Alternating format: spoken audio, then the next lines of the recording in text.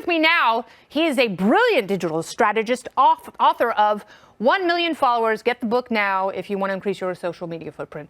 Brendan Kane, welcome to the show. It's so nice to see you. So nice to see you as well. Thanks for having me. So let's talk about President Trump, because I think there's always been this assumption that Republicans are way behind in terms of social media.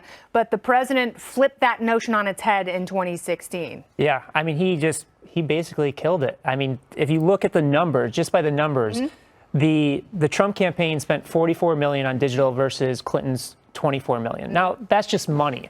Let's look at how they actually allocated those funds. So with Clinton's campaign, they tested over 5.9 million variations of ad content versus Clinton's 66,000.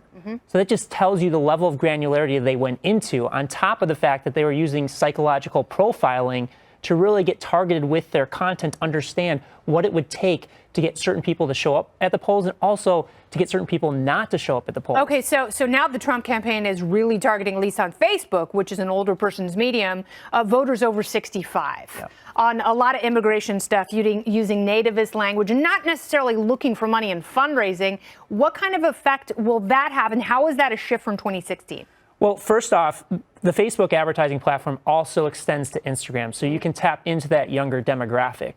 But also, you've got to understand, as you know, the government really cracked down on Facebook, and Facebook had to eliminate a lot of the targeting parameters that was used in the 2016 election.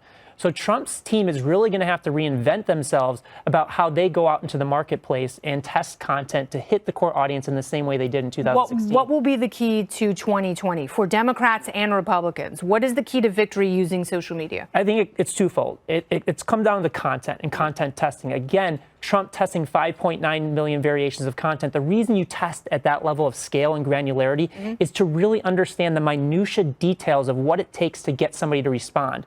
The reality of the situation is we live in a 3-second world. We have less than 3 seconds to capture somebody's attention.